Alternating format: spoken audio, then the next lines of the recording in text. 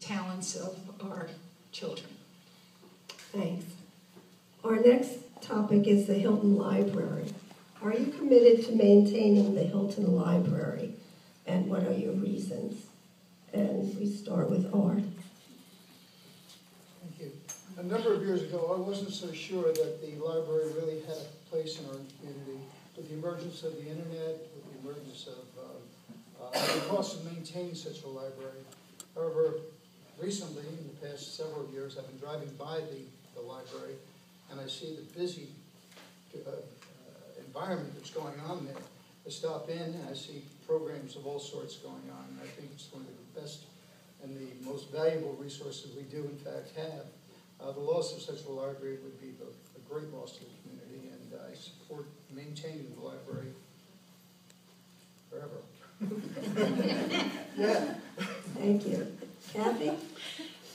This is the 5th time that I've been asked this question up here, and I still say yes, and with even more conviction than previously. This is a library that is walkable for many people who would not otherwise, especially our children, be able to get on their own steam to the main library. It is what we call an anchor in the business world, where the community is building up around it. And with the gazebo that will be added in the next few weeks, we're going to have lots of fun there too, especially as summer rolls around again. So, and Harvest Fest this past weekend, I mean, it is a destination. It is an anchor on Springfield Avenue. Inside the library, there's not just books and tapes, there's computers. There are 1,000 people a day, 951 people a day that make use of our combined libraries. And I just know that if the Hilton Library weren't here, people wouldn't be able to get to Baker Street, especially a lot of our kids and seniors. So I will also forever want the Hilton Library. Yes. Thank you. Jerry? I want even longer than 4. I agree with what the other 2 candidates have said. I think there's 2 important points to be made in support of the library. If any of you had the unfortunate experience that I did of spending a little time unemployed in the last year or so, you would be greatly benefited by some terrific programs that are available at our library that would otherwise not be available. But I think that the most important point I'd like to make, and it's actually really the simplest answer to this question about why I support the library, is we have to keep it open because it's too busy to close. Where would we send all those people? Thank you. And our last question, we start with Kathy. Besides our high taxes, what do you think is Maplewood's most pressing problem? Describe what you would do about it. I think that maintaining the quality of life, and when hard times hit a particular neighborhood for whatever reason, that we work to improve the quality of life.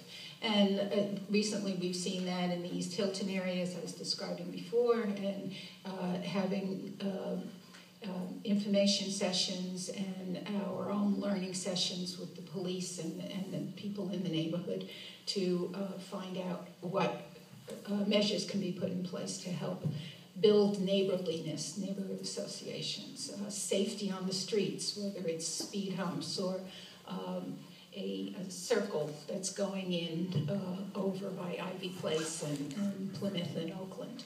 So those kinds of safety issues. I want to continue and even improve everything that Maplewood is known for in terms of its environment. I strongly believe this contributes to the quality of life here in our town. We are a leader, and maintaining and even furthering that is one of my goals. We have started looking at our greenway, the river as it goes through the park up to the South Orange border for walking and biking and nature. education opportunities. This would take a number of years and a lot of money, but it is something that we've started looking at. Thank you. Jerry? High taxes in Maplewood are a very pressing problem, and a lot of the other pressing problems that we have in the community, really do flow from that. These are cash-strapped times. We're tax-challenged. We have very hard limits imposed on us by the state of what we can spend, what we're allowed to spend it on, how much we're allowed to grow, and yet we have people who pay a lot of taxes in this town who've come to expect a high level of service, and they're entitled to that high level of service. The biggest challenge is to make sure that we can maintain a high level of quality of service and continue to invest in our community and invest in the future of our community while being in these cash-strapped times. That's little things and big things.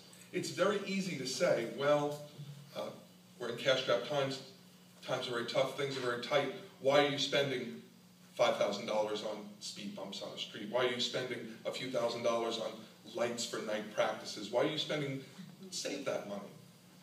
But it's those little things that represent, for people on a day-to-day basis, the quality of life in this community.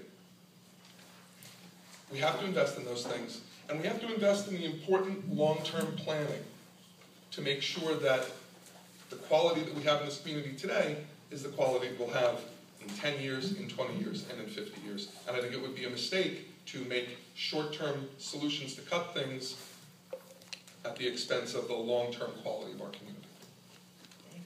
Art? I'm glad you arranged for me to be the last one on this one. Thank you so much. This is the perfect ending question for this debate. Based upon my campaign platform to be a voice for Old Maplewood, I'm going to turn the question around to anyone here who would like to tell me what you view as Maplewood's pressing problem. I'll contribute my 1.5 minutes to that. Does anybody have a pressing problem they'd like to talk about? Okay.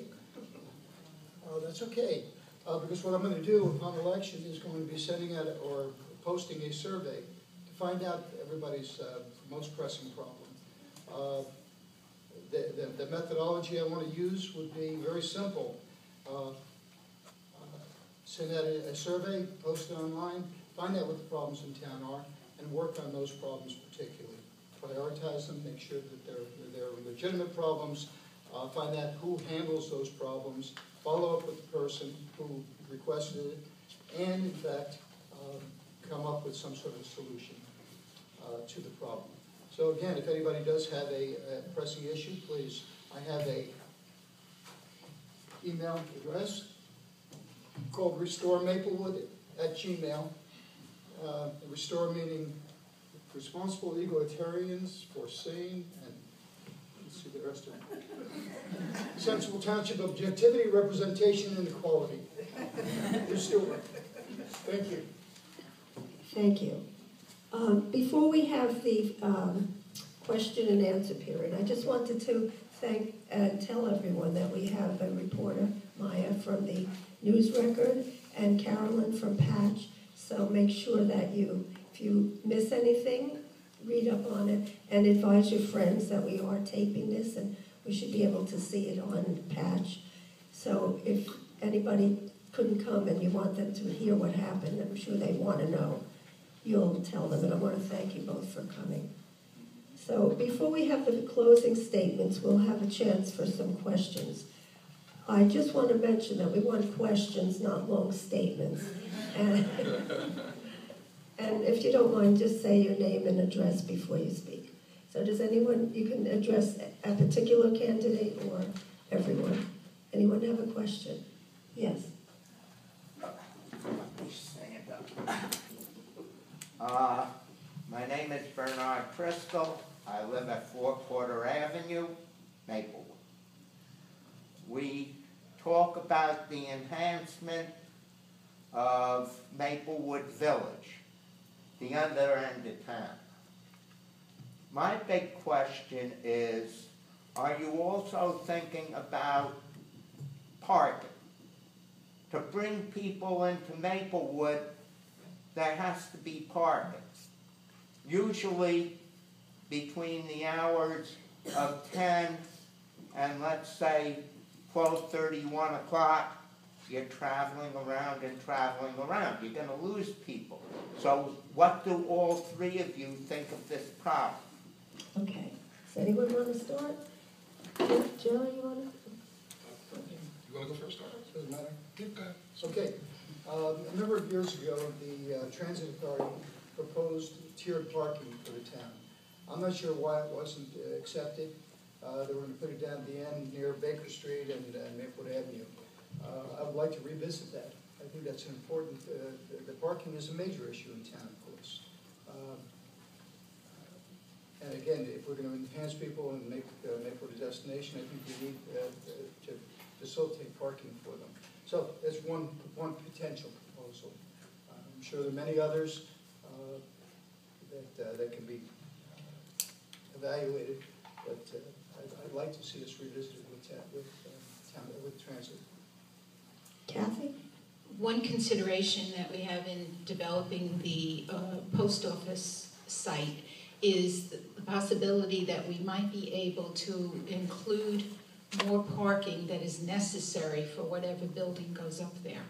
That would contribute to the number of parking spaces immediately in the village. We're also working with the Maplewood Village Alliance and the businesses to go through the suggestions from our parking study from our consultants. And you'll be seeing some small changes starting up soon.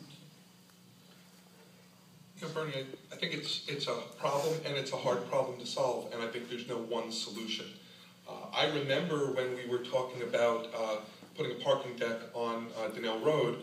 I was candidate for office then, quite some time ago, and it was shot down because it was loathed by the community. The community hated the idea of putting a parking deck. They're big, they're imposing, there's a lot of security questions around them, and they're expensive. Now, that doesn't mean that we shouldn't revisit it. That doesn't mean that we shouldn't think about it and consider it. But I think it's a high burden. I think it's a pretty high bar to get a deck in a way that would be acceptable to the community and affordable by the community and safe for the community. Yeah, I think the reality is that we have to solve the parking problem in incremental steps. We have to take existing lots and see if they can be reconfigured. We have to find existing parking that isn't being used appropriately and perhaps take it on. One idea that I had is, a lot of people don't know, but a lot of the parking lots in Maplewood Village are actually private property. They are private property, they're owned by the building owners, and there's a long-term arrangement with the town to maintain those lots in return for them being allowed to be used as public parking. Could we do that with the Bank of America lot? I hope so, because that lot is very poorly configured. If we could make a deal with Bank of America, we could take that lot over and use it much more efficiently. Would it generate 100 more parking spots? No. Would it generate 15 or 20? Maybe. And with a little here and a little there and a little somewhere else, we can improve the issue. Yes.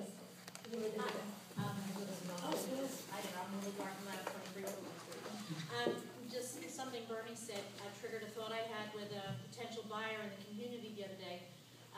We have that beautiful park for children, especially by the fire department, by Donnell, Oakland Valley. Nobody can park. No children, no parents can drive their children down to the park and park there. And what is your question? And I would like to know what resolve could we have for that? It's a beautiful park that can't be used, and I have a buyer who says that's useless to them. Yeah, I could start on this. One of the, it is true that it's difficult to park in that area of town. However, one of the beautiful things about Maplewood is that there are parks throughout the community, whether it's Dehart Park, Orchard Park, Borden. There are pocket parks right inside the community, so much so that I think some of the neighborhoods think it's their park rather than it belongs to all of us. But so that there may be parks that you don't even know about. For example, they're not as large as Memorial Park, but they do offer safe children's play toys. there's tennis, there's fields. So I think